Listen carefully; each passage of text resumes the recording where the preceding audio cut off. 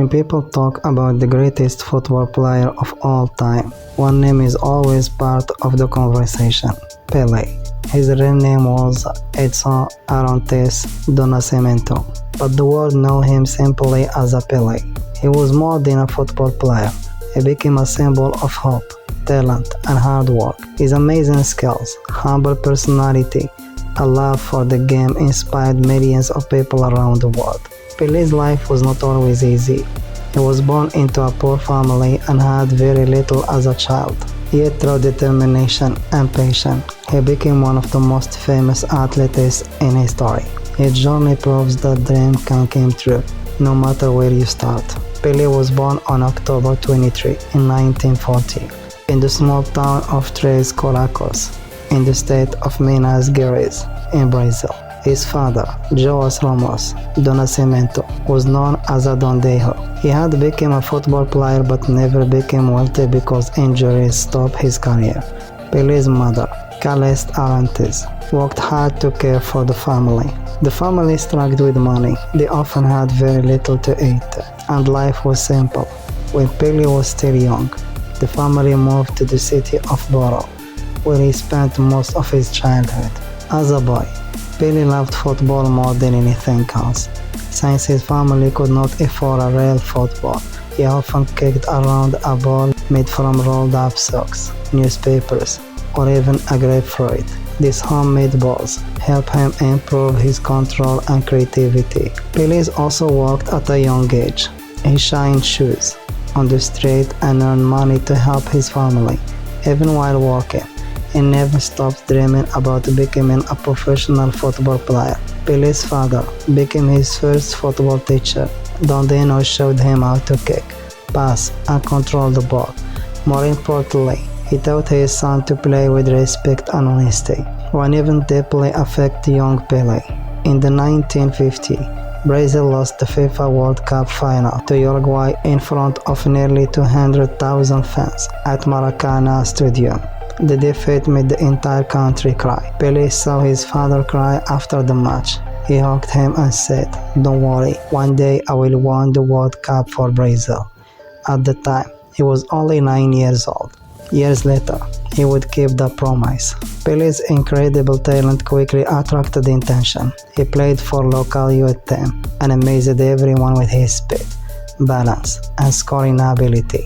A former Brazilian international player named Waldemar de Brito noticed him and believed he could become one of the greatest football ever.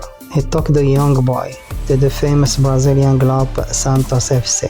At only 15 years old, Pelé signed his first professional contract with Santos in 1956. His first season was remarkable. Although he was much younger than many teammates, he scored goal after goal. Fans were amazed by his confidence, powerful shots, and excellent dribbling. Very soon, everyone in Brazil knew the name Pelé. Pelé continued to improve every season. He could score with either foot, hit the ball brilliantly, and create chances for his teammates. His quick thinking made him almost impossible to stop. In 1957, at just 16 years old, he was selected for the Brazilian national team. He made an immediate impact by scoring his first international match. Brazil had found a new football star. In 1958, Brazil traveled to Sweden to play in the FIFA World Cup. Pelé was only 17 years old and had recently recovered from an injury. At first, he did not play every match, but when he entered the team, everything changed. In the quarterfinal against Wales, he scored the only goal of the game. In the semi-final against France, he scored 3 goals, becoming one of the youngest players ever to score a World Cup hat-trick. Then came the final against Sweden. Brazil won, and Pelé scored 2 unforgettable goals. One of them came after he lifted the ball over a defender before shooting into the net. At just 17 years old, Pelé became the youngest player ever to win FIFA World Cup. The promise he made to his father had come true. After the World Cup, Pelé became an international superstar. People everywhere wanted to watch him play. Stadiums were filled whenever Santos traveled. Newspapers wrote about him almost every day. Like many players who moved to Europe, Pelé stayed with Santos for most of his career. His loyalty made him even more popular in Brazil. With Santos, he won many Brazilian championships and international tournaments. The club traveled across the world, playing exhibition matches that attracted huge crowds. Brazil entered the 1962 World Cup as defending champion. Pelé started the tournament well, but suffered an injury during the group stage. He missed the rest of the competition. Fortunately, Brazil had many talented players, including Carincha, who helped the team win another World Cup. In 1966, Brazil hoped to win a third straight title. Unfortunately, Pelé became the target of the raw tackles. He was repeatedly fouled and injured. Brazil was knocked out early, and Pelé was disappointed. After the tournament, he even considered never playing in another World Cup. By 1970, Pelé had changed his mind. Brazil arrived in Mexico with one of the greatest football teams ever assembled. Pelé was now older, more experienced, an excellent leader.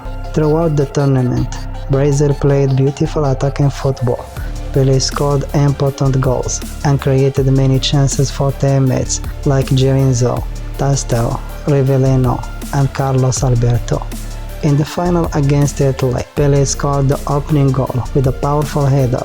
Brazil won and became the first country to win the World Cup 3 times. Pelé left the famous trophy for the 10th time in his career. Many Brazil fans still considering the 1970 Brazilian team the greatest national team ever. During his career, Pelé scored an incredible number of goals. Official statistics count more than 750 goals in competitive matches, while including friendlies, he scored over 1,000 goals. In 1969, he scored what became famous as his 1,000th career goal, known in Brazil as Zero Milésimo. Fans celebrated across the country. Pelé was known for many special skills. He had excellent balance. He could shoot accurately with both feet. He was strong in air despite not being very tall. He could dribble defenders with ease. Most importantly, he always seemed to know where the goal was. After many successful years, Pelé retired from Santos in 1974. However, football in the United States was growing, and many people wanted Pelé to help make sport more popular there. In 1975, he signed with New York Cosmos. The arrival of Pelé attracted huge crowds. Many Americans watched professional football for the first time because they wanted to see him play. His presence greatly increased interest in the sport across the country. In 1977, Pelé retired from professional football after farewell matches between Santos and the New York Cosmos. He played one of half for each team. Fans around the world celebrated his remarkable career. Retirement did not end Pelé's influence. He became an ambassador for football, traveled around the world, promoting peace, education, and sport. He also worked with international organizations and charities.